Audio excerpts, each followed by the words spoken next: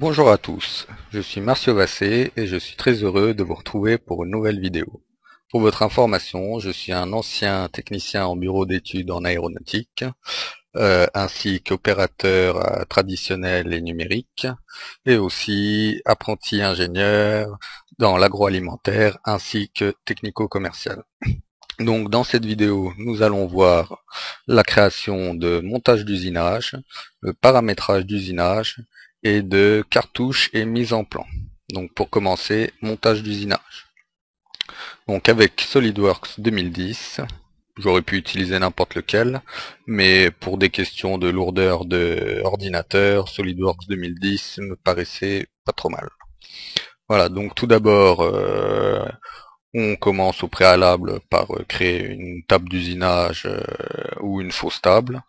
Moi, ici, j'avais créé une table d'usinage avec des rainures 14 pour que vous voyez après que je puisse les modifier quand il faudra mettre des goupilles et puis voir que les modifications ne prennent pas trop de temps quand on a bien dessiné la table d'usinage. Donc voilà, une table d'usinage assez classique, hein, voilà. Et puis après, on commence par dessiner une pièce, qui est celle-ci sera en fait le montage d'usinage. Donc pour des raisons aussi de lourdeur d'ordinateur, j'ai choisi de créer un montage d'usinage assez simple mais assez compliqué quand même.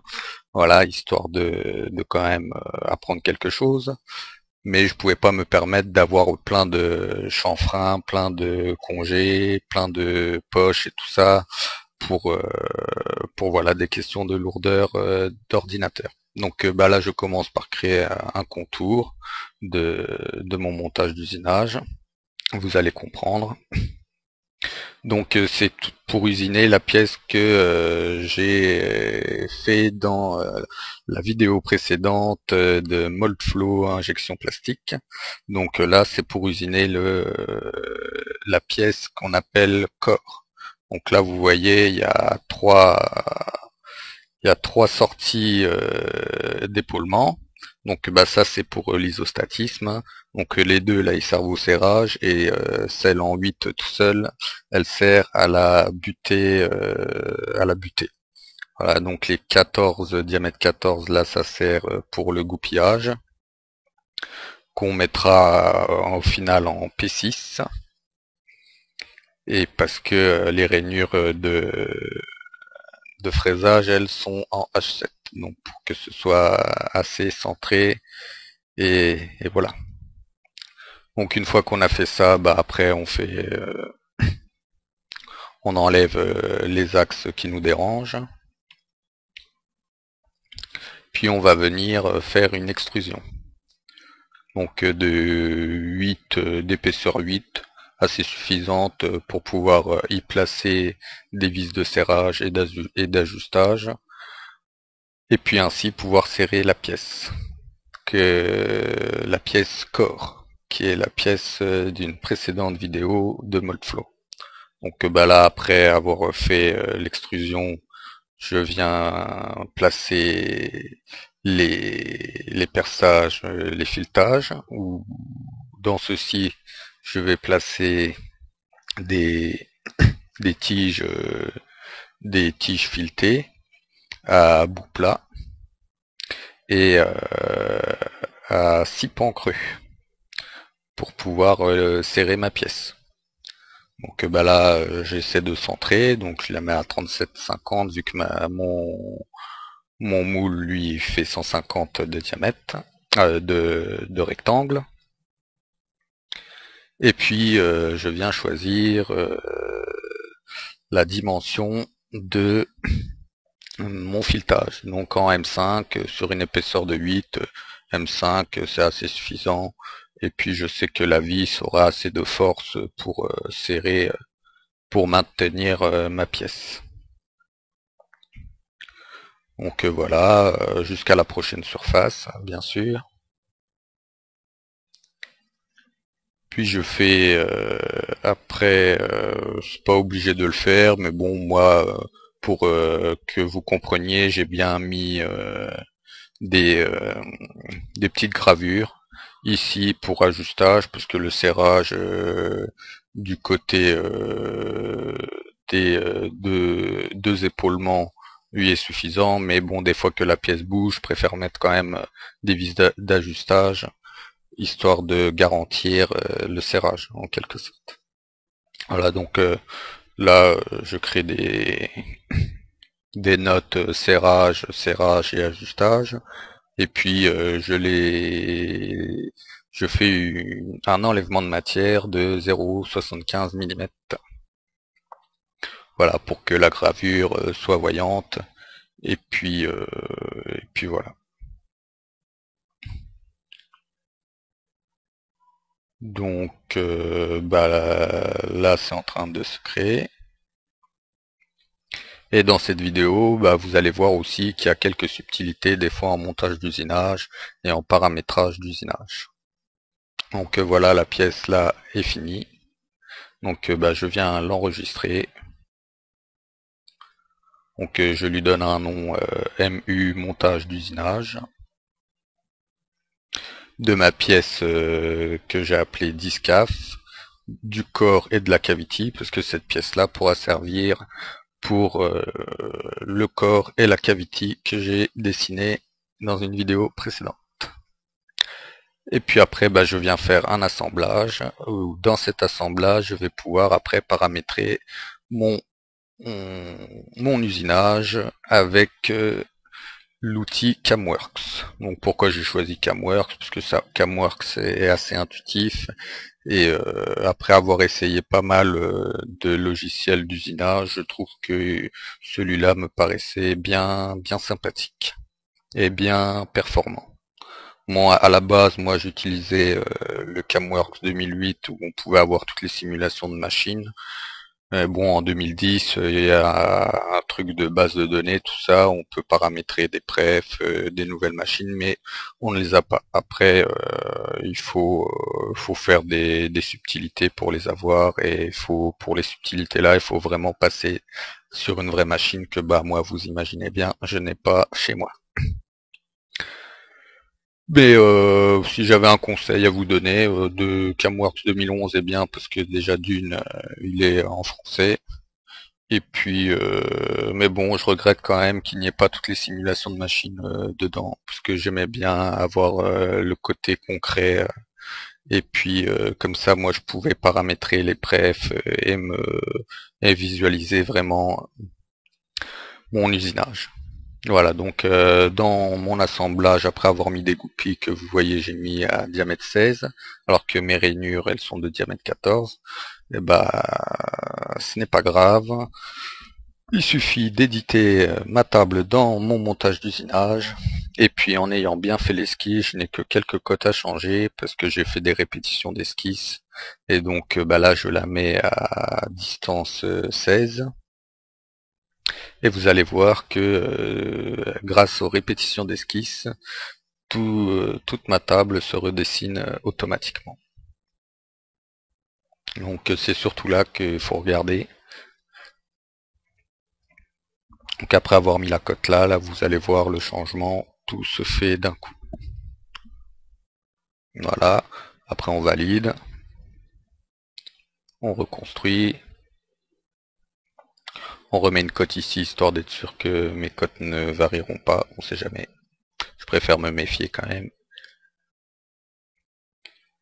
Et puis bah après, vu que ma goupille elle fait diamètre 16, ma pièce je lui avais mis diamètre 14 en correspondance avec ma table, mais bon, là je lui mets diamètre 16, et puis en ayant bien mis des contraintes égales, et ben là vous allez voir que les trous changent aussi automatiquement. Voilà. Donc après, vous allez voir, je vais pas faire tout l'assemblage non plus, mais là je montre comment on assemble le goupillage. Et après, j'irai beaucoup plus vite quand il faudra assembler les vis de serrage. Donc voilà. Après, je rotationne un peu la pièce pour pouvoir visualiser ma prochaine étape, qui est les vis de serrage. À 6 pans creux et à fond plat. Et sans tête. Donc vu que j'avais fait des trous M5, je mets des vis M5 de longueur qui sont définies là, sont assez suffisantes. Parce qu'il faut aussi qu'après l'outil à 6 pans creux puisse serrer la pièce, sachant que les 6 pans creux sont un peu coudés. Voilà, il faut qu'il y ait assez de profondeur pour pouvoir serrer et desserrer. Et en même temps, faut pas que ça prenne trop de temps non plus au desserrage. Et au serrage aussi. Voilà, donc là je viens de mettre une pièce. Je la mets à 3 parce qu'après ma pièce, quand la pièce corps, quand je vais la fixer dans ce montage d'usinage, il faudra qu'elle soit à 2,5 de distance par rapport aux dimensions de mon brut. Et vous verrez après que tout va correspondre. Donc voilà, là toutes les vis de serrage ont été mises. Là je positionne mon montage d'usinage sur ma table.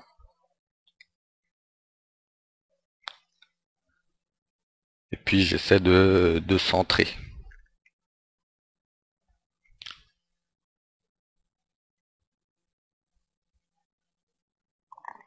Donc ma table en longueur elle fait 450, ma pièce elle fait 150, enfin 200 de largeur, donc 125, voilà, c'est au milieu de ma pièce. Après cette pièce là, je lui mets une matière que j'ai oublié de mettre quand j'ai dessiné. Donc je prends une matière classique pour les montages d'usinage, un acier non allié, voilà, c'est bien. Et puis après, je viens là mettre ma pièce qui va être usinée. Donc souvenez-vous, c'était la pièce corps de ma vidéo précédente. Donc cette pièce, je la mets en, en appui plan sur ma table d'usinage. Puis je la mets en appui rectiligne sur mes deux épaulements, à distance de 2,5 mm en fonction de mon brut. Et puis je la mets à distance de 5 en appui ponctuel sur ma butée d'épaulement, de petit épaulement que vous avez vu, elle était de largeur 8. Voilà, donc après je viens me mettre en vue de dessus pour voir les distances entre surtout mes vis de serrage, parce qu'il y a deux vis de serrage qui ont été mal positionnées, donc je les repositionne après avoir pris des distances, et puis je les mets à 3, comme ça je sais qu'elles seront en appui sur mon brut et distant de 2,5 mm sur le contour. Voilà, donc là le montage d'usinage est fini.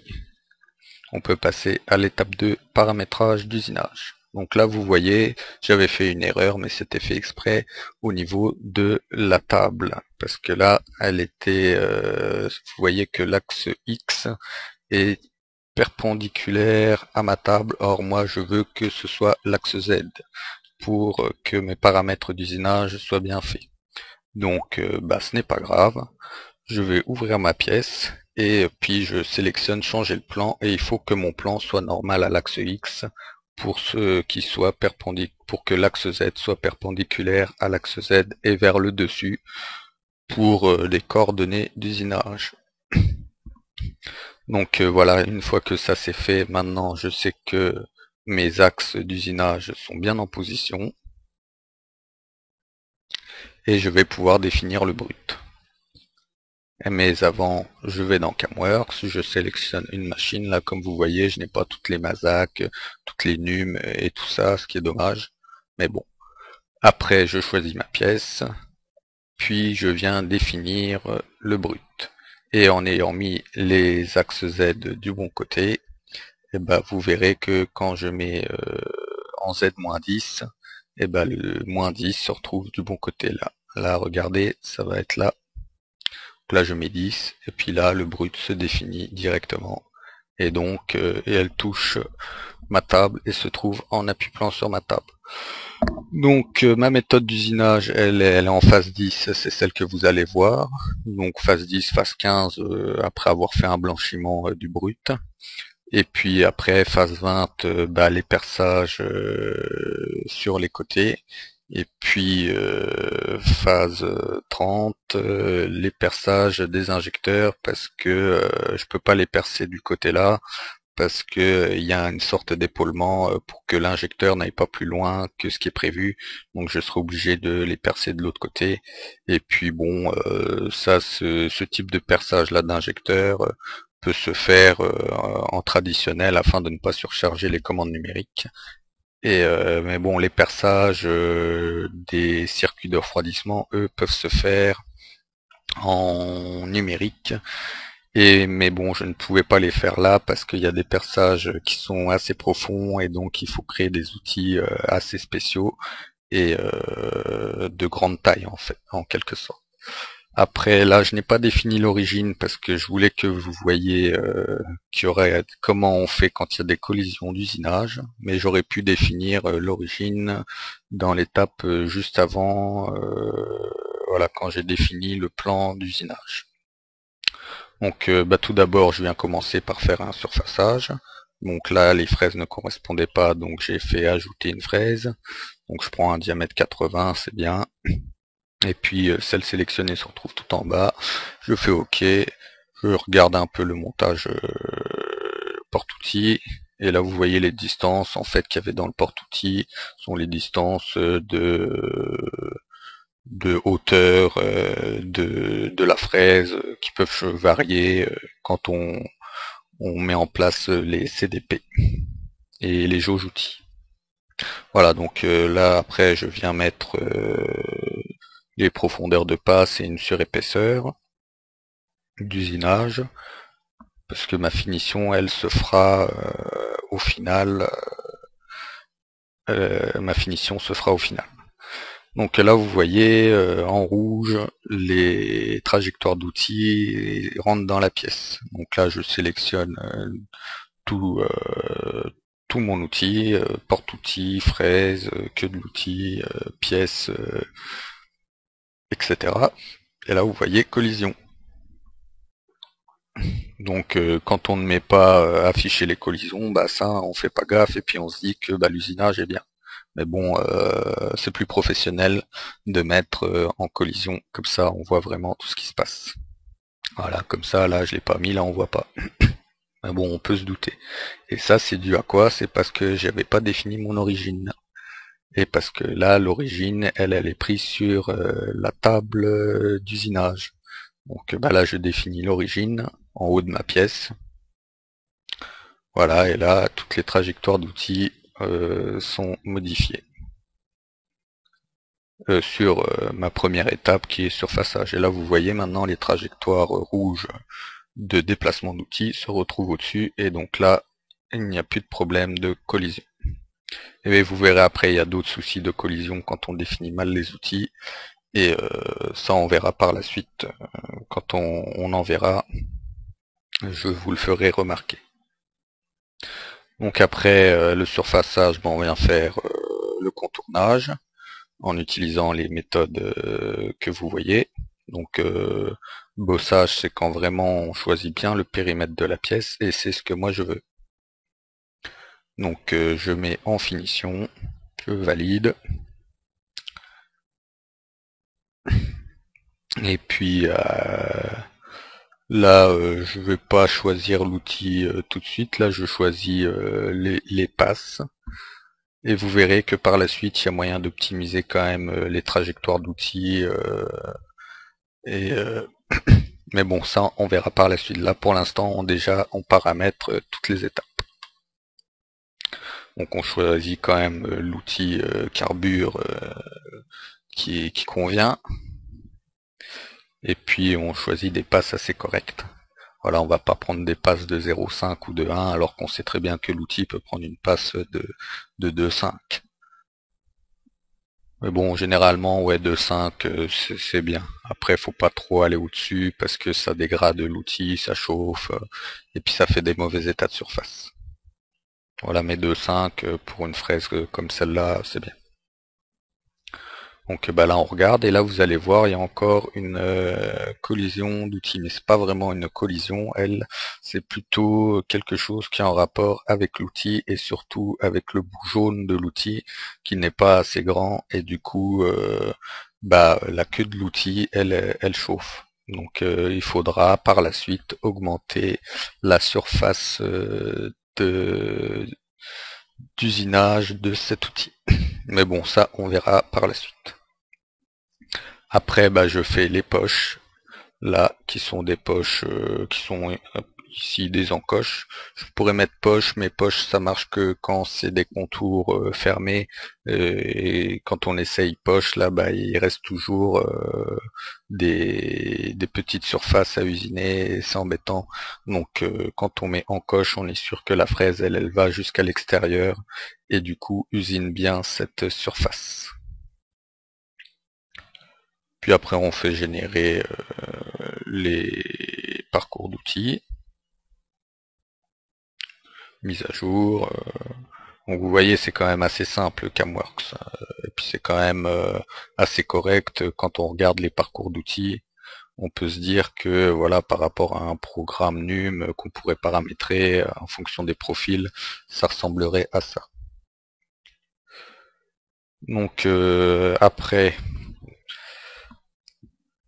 on définit les outils pour les passes de finition, parce que eux ils avaient mis diamètre 1.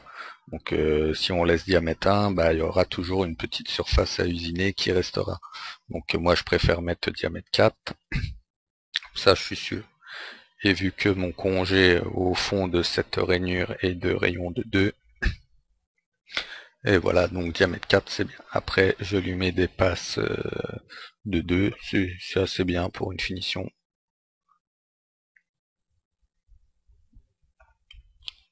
Et puis là je viens vérifier les collisions.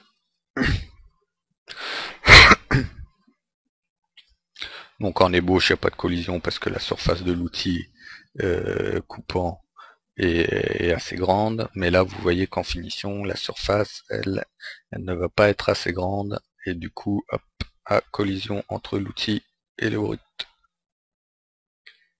Enfin il mettait plutôt entre la queue de l'outil et le brut. Et bon ça on viendra modifier plus tard. Pour l'instant on continue. Donc il y a un truc qui est quand même bien dans Camworks, c'est les multi-surfaces. Voilà, comme ça nous permet de gagner du temps. Et puis ça fait des bonnes finitions. Après c'est sûr il y a plein de stratégies, mais que quand on l'a bien en main, en fait finalement les stratégies là sont pas si compliquées et il suffit juste de voilà avoir le tour de main et puis au fur et à mesure on comprend ce que ça veut dire. Et bon, je rentrerai pas dans le détail parce qu'il y en a quand même beaucoup à expliquer, mais bon, si vous avez l'occasion d'utiliser Camworks, vous faites une surface, puis vous faites modifier, vous changez, et puis vous verrez à force, vous allez vite comprendre ce que ça veut dire comme stratégie.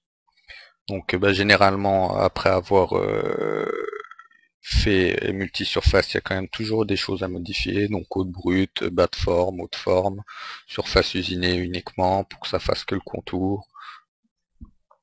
Après toute la silhouette ou silhouette extérieure, les choses là. Et puis là, vous allez voir que les parcours d'outils vont être assez propres et assez correspondants à ce que j'ai moi dans ma tête et ce que l'on peut avoir dans la tête quand on usine. Mais vous verrez, il y aura encore quelques modifications à apporter mais je vous expliquerai lesquels plus tard. Donc on va pas tarder à y arriver. Donc là, moi ce que je veux vérifier, c'est la correspondance entre ma surface finale et ma surface brute. Donc là, quand je choisis les couleurs, là vous voyez, tout est bleu. Et là en rouge, ce sont les collisions d'outils où on va venir dessus. Donc là, normalement, je voudrais que le haut de ce brut soit en vert. Et ça, pourquoi il n'est pas en vert? Parce que les passes de l'outil final sont trop espacées. Donc je clique dessus sur la face là en question, et puis je viens modifier les espacements de passes qui étaient à 1,25, je lui ai mis 0,75 et comme ça c'est bon. Bon, certes ça mettra peut-être un peu plus de temps à usiner, mais le but c'est que la pièce soit conforme au dessin de définition, au DDPF, dessin de définition de produit fini, que je n'ai pas dessiné là, mais que vous imaginez bien que j'arrive très bien à dessiner, et vous verrez par la suite que en voyant la mise en plan de mon montage d'usinage, vous comprendrez très vite que en dessin technique, je suis assez fort et assez professionnel, parce que j'ai bien appris durant mon expérience dans l'aéronautique. Et je remercie celui qui m'a appris. Donc là, vous voyez, après avoir fait quelques modifications, eh bien, maintenant, on va pouvoir voir que la surface de finition, elle, est bien en vert, et donc est bien conforme à ce que moi je veux, et ce que l'entreprise veut si on était dans une entreprise. Et là, vous voyez, tout est vert. Là, ici, ce sont les trous bleus que je vous parlais, qui sont des injecteurs et qui sont épaulés à l'intérieur de la pièce pour qu'ils viennent embuter et ne dépassent pas davantage quand ils éjectent ma pièce. C'est pour ça qu'on se doit de les usiner de l'autre côté pour pouvoir avoir un perçage en un seul coup, pour ainsi dire. Donc voilà, une fois que ça c'est fait, donc là vous voyez que tout à l'heure il y avait des modifications à apporter, surtout dans les collisions d'outils. Donc c'était surtout en rapport avec la queue de l'outil, donc là j'augmente la surface de coupe.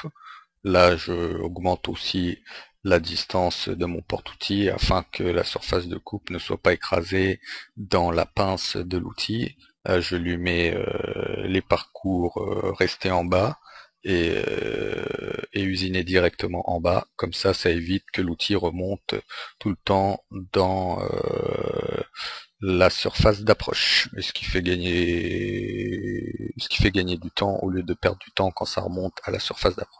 Donc je fais pareil pour les outils de finition de mes encoches. Voilà, donc là ça modifie des choses. Je fais pareil pour les trois outils.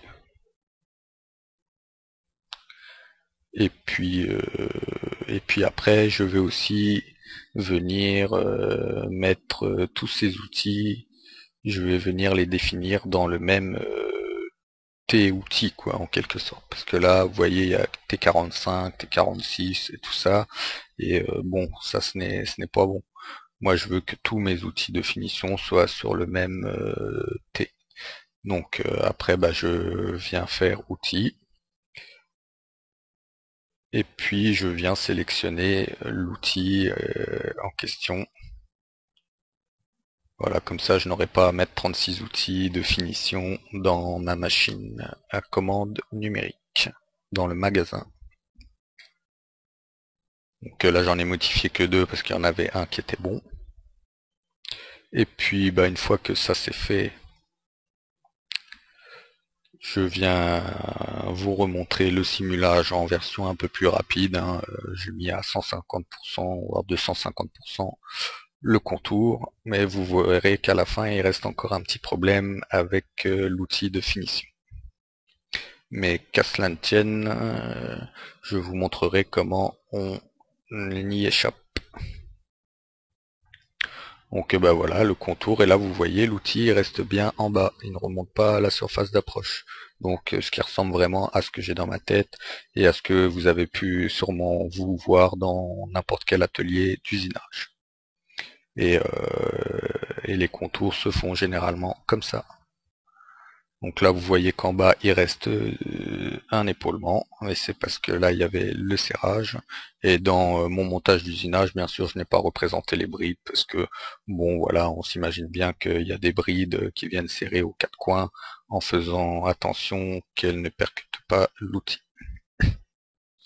Mais bon, ça, c'est du détail, et c'est pas le plus important, ni le plus contraignant.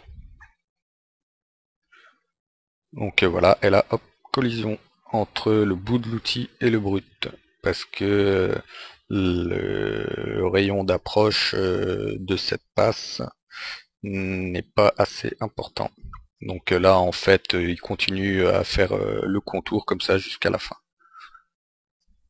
Donc après, je choisis l'outil et puis l'opération, et puis là, je viens lui mettre un rayon d'entrée un peu plus important, en quelque sorte, qui sera supérieur à la surface de brut ou à la surface usinée précédente. Et puis voilà, là maintenant, on n'a plus de soucis avec les collisions de n'importe quel outil dans cette pièce. Et cette pièce-là est totalement usinable. Et là, vous voyez, je passe juste la dernière séquence. Donc après avoir modifié des vitesses de coupe avec les formules appropriées de n égale 1000 Vc sur pi d et Vf égale f fois n fois z.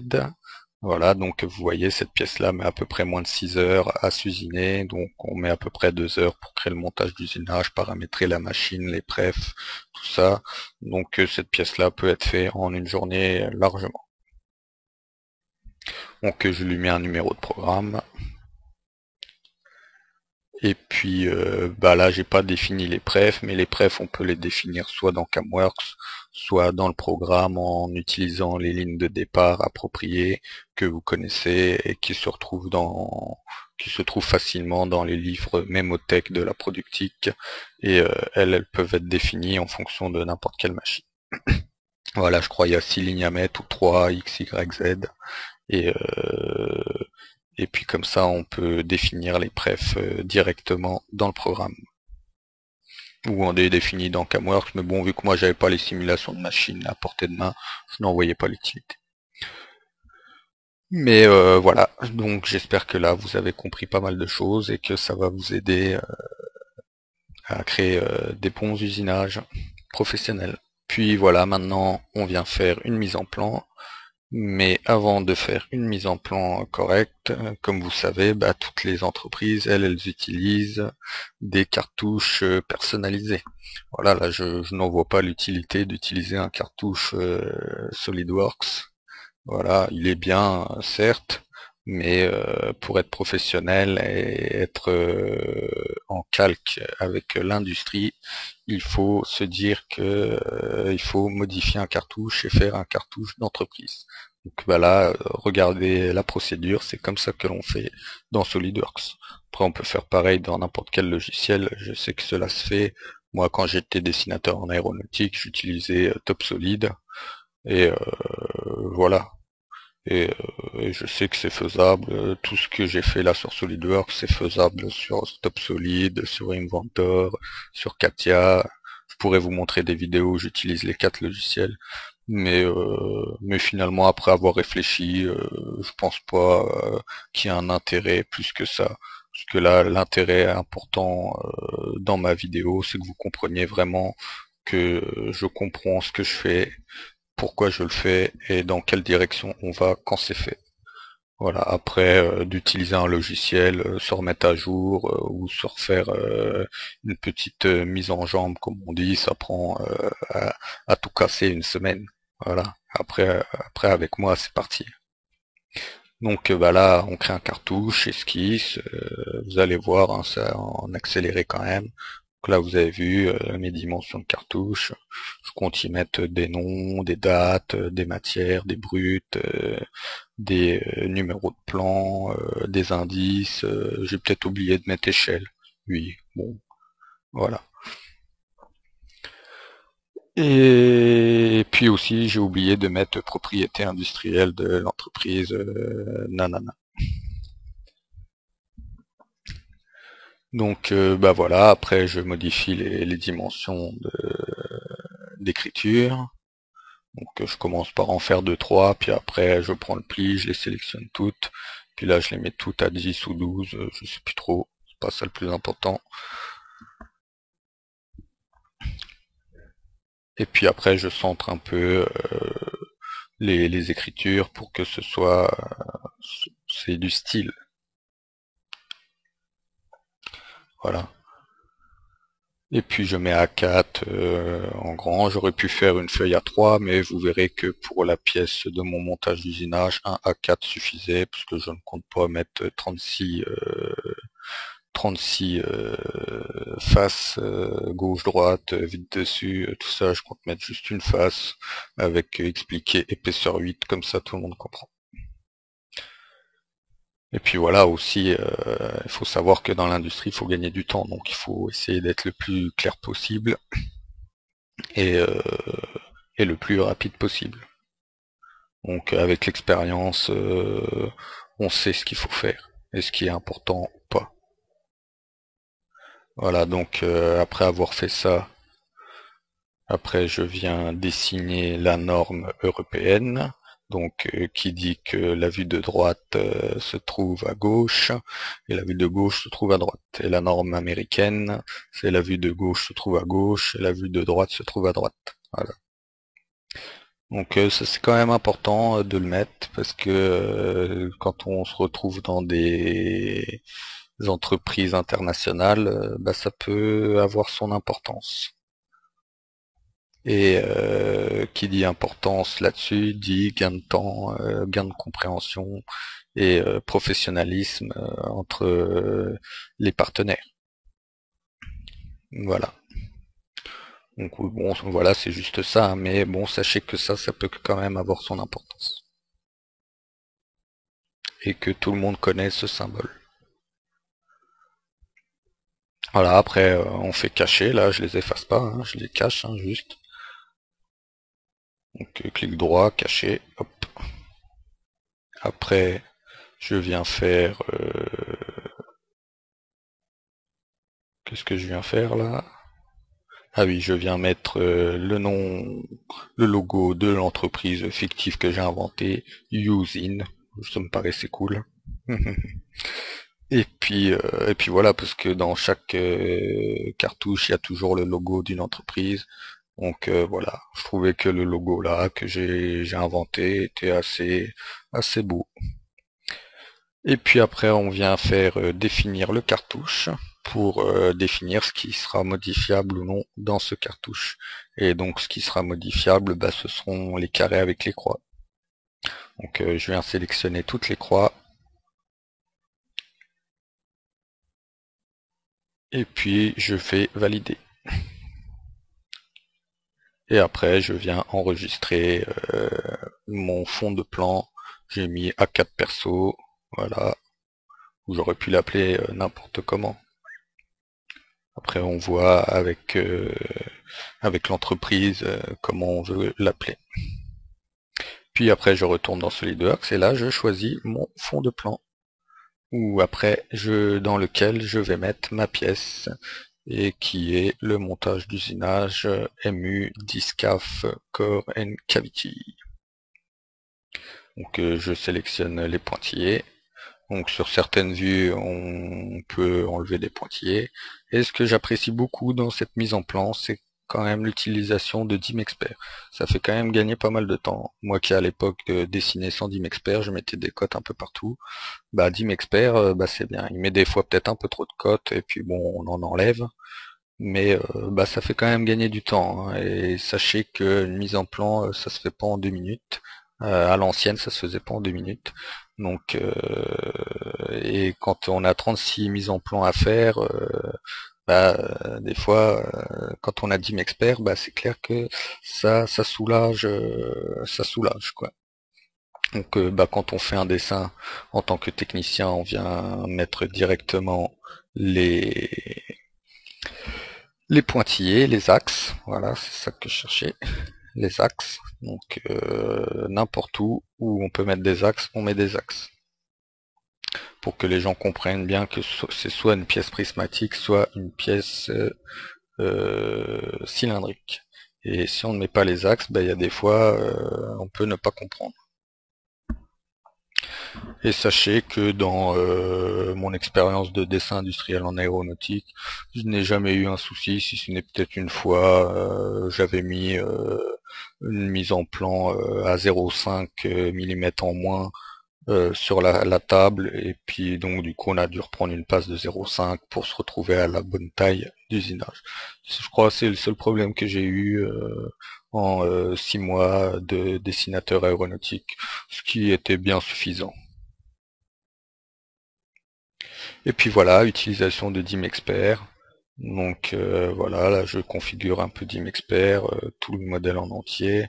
Après avoir écarté quelques cotes, les avoir remis bien homogènes. Et j'en rajoute quand même quelques-unes qui manquent. Je viens mettre les anthrax. On vous imaginez bien quand même que cette pièce-là est symétrique. Et vous allez voir par la suite, il y a quelques spécifications géométriques qui montreront que cette pièce-là est symétrique et que il y a quand même quelques spécifications géométriques à mettre malgré qu'on fait un contour à 2,5. Bon, je les ai mis histoire de vous montrer comment on les met et que quand c'est des surfaces usinées, il vaut mieux quand même y penser et, y penser surtout à l'importance d'une tolérance à 0,2 ou à 0,02. Voilà. Donc après qu'on ait mis des cotes comme avant, on vient pas surcharger le dessin en mettant toutes les R05 un peu partout. Non, on met 12 fois R05, ça suffit, tout le monde comprend. Après on met 4 fois diamètre 10, tout le monde comprend. 2 fois diamètre 16, où là le diamètre 16 n'est pas qu'un diamètre 16 tout simple, là c'est un diamètre 16 P6. Parce que la goupille sera mise avec une presse dans ce perçage.